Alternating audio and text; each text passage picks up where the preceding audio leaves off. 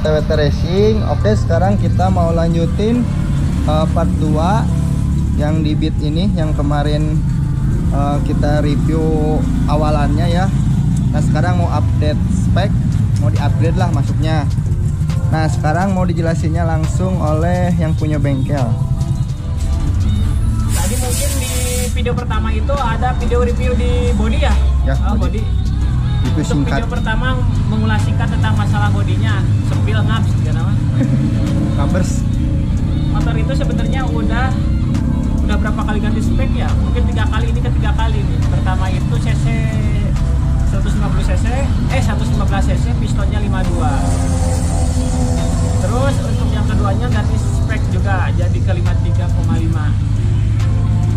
Terus yang terakhir ini ke 130 cc 55, tapi klepnya udah gede, udah diganti sama klep 2723. 2723 nya bener teh? Bisa salah bawa head soalnya 2723. Spek tune up, karbu gede, terus knalpot bebasan. Untuk lebih detailnya kita ulas aja langsung ya. Jadi ikuti terus channel kita. Ada beberapa mungkin part-part yang kita review lah di bagian head. Ini kita pakai head 2723. Untuk bahannya pakai bahan Albron. Untuk sementara kubahnya masih kubah dom ya, belum pakai squeeze. Kita cek dulu kompresinya karena pistonnya tetap bawaan dari piston klep standar yang tadi udah dirubah sama coakannya dari 25 ke 2723. Nah, ini head standarnya. Dan ini head perubahannya. Untuk intake-nya kita geser, intake kotak disebutnya atau intake petak lah, tergantung nama kalian masing-masing di bengkel-bengkelnya. Gak ada perubahan di bagian belakang, hanya ini bahannya full Albron, seating sama ghost clamp-nya udah di porting. Intake-nya pakai BRT, diameternya kira-kira 26 ini. Kan kelihatan ini yang nggak intake geser itu, kenapa intake digeser di bagian beat, karena intake-nya itu belok, bisa disebut gak lurus. Jadi untuk di bagian head ini cukup lumayan istimewa karena bahannya pakai Albron. Albron itu lumayan kuat lah dibanding bahan besi ori yang sama kayak original. Ini udah selesai kita porting in-egg-nya. Terus untuk di bagian noken as, ini noken as. Untuk bagian noken asnya ini bawaan dari 130 awal. 130 awal yang klep standar. Mungkin ini ada perubahan di bagian noken as karena untuk menyesuaikan spek 2723 dan diukur ulang lagi kompresinya ya. Karena dari segi kubah juga udah beda. Tuh kan, lihat kan. Untuk boringnya nggak ada perubahan, tebal tetap 61 karena maksimal di crankcase 61 itu cukup mepet banget ke baut 4-nya. Untuk per klep kita menggunakan Japan. Lumayan keras juga sih, gak terlalu keras-keras amat sih karena ini matic ya, bukan bebek yang bisa disebut RPM-nya gak terlalu tinggi. Paling tinggi-tinggi juga di 12.500, itu juga beda kayak bebek sampai 17.500. Jadi yang penting jangan patah lah, kalau patah kan mesin bubar. Klepnya kita menggunakan BRT karbon.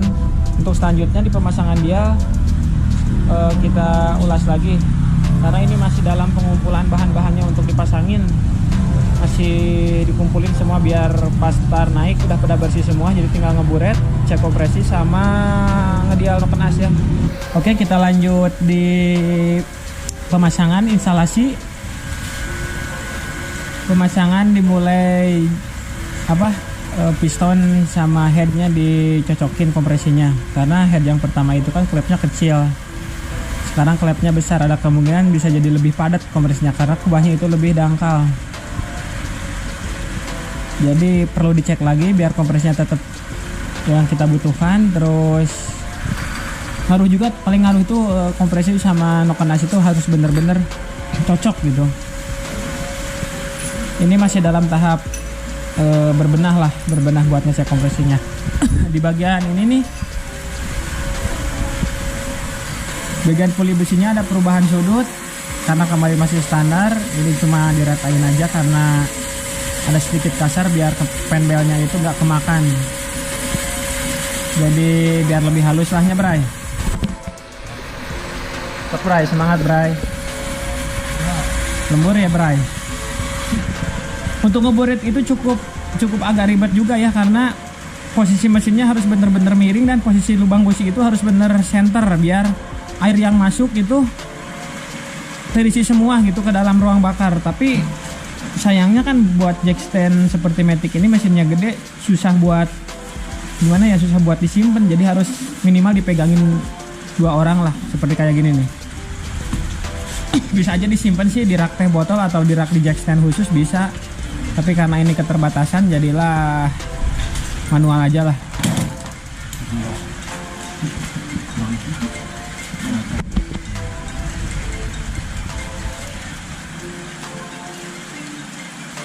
Nah ini di 0 ya, buleknya itu pas di 0.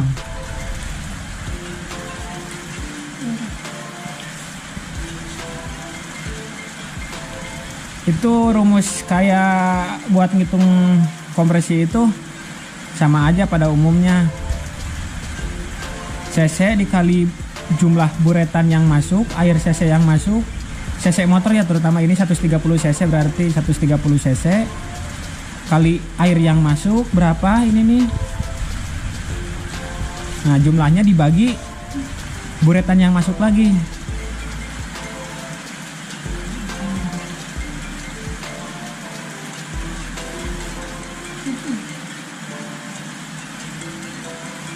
Jangan lupa dikurangi 0,9 atau 0,8 di lubang busi. Itu tergantung lubang businya ya. Kalau lubang businya panjang otomatis lebih banyak. Nah, ini pas di busi ya. Berapa ham? 12,9 ya. 12,9 berarti kurangi 0,9 itu pas di 12. Nah, berarti untuk ngitungnya itu cc nya 130 ditambah 12 ya, dibagi 12, coba hitung 130 12 kan tadi 12,9 berarti bersihnya kan 12. Nah berarti cc tambah buretannya 12 sama dengan dibagi 12 nah 11 tuh low kan, bener kan low, jadi kompresinya dapat 11 karena kubahnya mungkin gede. Nah ini diburet lagi karena bukan diburet lagi, dibongkar lagi sih karena kompresinya low banget. Kita lanjut ke tahap cek kompresi. Jadi malam itu kemarin dapat kompresinya low banget di angka 11,8 karena bekas klep standar pas naik ke klep gede itu jadi rubah kompresinya karena naik kebuang sama coakan klep 2723 dari awalnya 2522. Dan ini sama Rahayu langsung dipegang karena yang lainnya pada sibuk, yang ada sibuk ganti rengkes. Ini PCK minta di porting sekalian ganti rengkes. Kisaran berapa yuk kompresi kubah kayak gitu tanpa squeeze? Paling 12,8 kalau misalkan maksimal mentok 13 satuan lah. 13 itu padat ya? Kepadatan sih kalau buat harian atau Sanmorian, tapi nggak apa-apa juga. Tapi bahan bakarnya minimal kan bensol 13 sama bensol beren. Hah? Oh kalau 13 turbo, tapi kan ini maunya pakai turbo. Jadi di bawah 13 kisaran 12,8 lah, 13 nggak apa-apa. Oke guys, kita balik lagi. Tetap di resetan Beat 130 TU nya punya itu tuh Bos Jidan. Jadi kemarin sempat nggak ketemu karena dari beberapa faktor, salah satunya dari CDI nya menggunakan CDI lokal karena masih dalam garansi CDI BRT. Yang pertama CDI nya itu mati, bisa disebut mati, lagi digaransiin ke BRT. Terus dari karbu juga di upgrade, jadi karbunya tadinya pakai BRT juga, dari karbu BRT pindah ke UMA 28, Venturinya tetap 28 ya. Untuk bagian CVT hampir dirombak total, puli sama belakang total semua dibikin baru. Dan untuk rasio diganti juga, ukurannya kita nggak sebutin ya karena masih dalam tahap riset. Tentunya ada patokan juga tapi belum kita bocorin ya. Nah ini CVT nya kita pakai TDR tapi hanya beberapa bagian ya yang kita ambil karena TDR itu satu paket sama sekondari sama puli, tapi yang diambilnya cuma sekondari doang, sliding shape lah kalau nggak salah sebutannya. Terus di bagian knalpot tetap pakai CLD. Dan untuk bagian-bagian lain di kompresinya kita ketemunya di 12.8.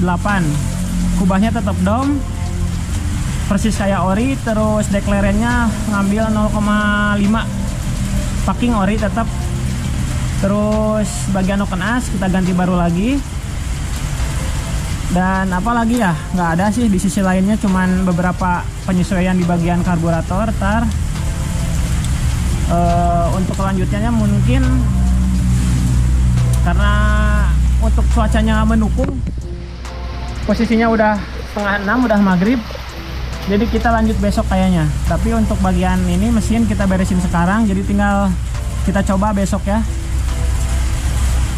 Dan ini Rahayu, tim tempurnya ikut turun tangan karena kemarin kesibukannya turun mesin standarannya yuk.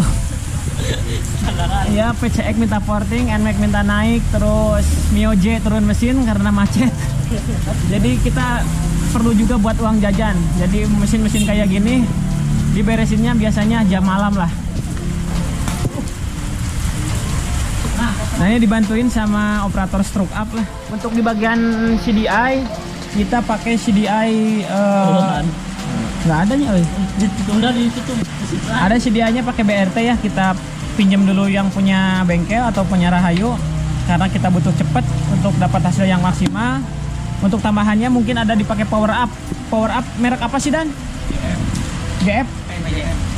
PJF? PJM. Dari produk PJM. Untuk power up rasanya untuk merek apapun bagus lah, untuk produk-produk lokal juga. Dan ini terus kita beresin sampai bener-bener kelar, jadi besok tinggal nyeting ya. Jadi motornya udah hidup nih, dicoba sama Rahayu. Posisi sekarang itu habis Jumatan ya, mumpung suasana jalannya masih lenglang.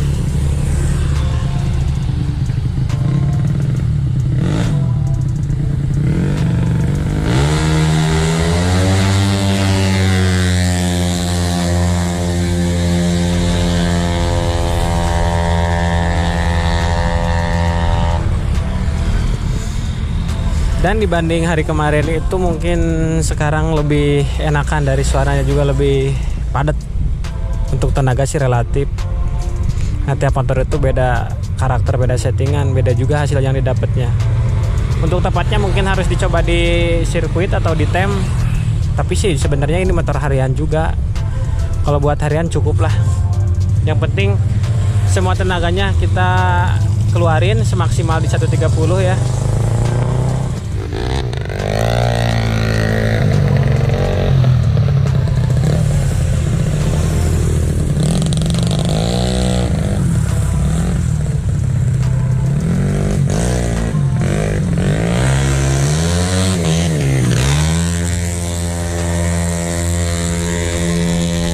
Jangan dicoba, bahaya, dekat dengan Tuhan itu mah.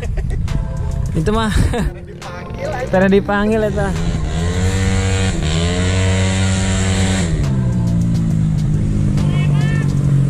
Tuh, komplain gak ada rem belakang.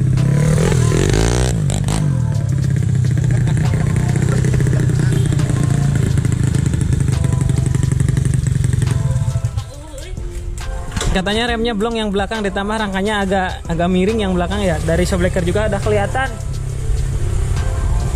Ban belakang sama rangka itu kurang simetris. Jadi pas motor ngangkat itu bawaannya ke kiri terus, jadi ke nasi padang gitu. Ke kiri ke sawah. Oh iya ya, ke sawah.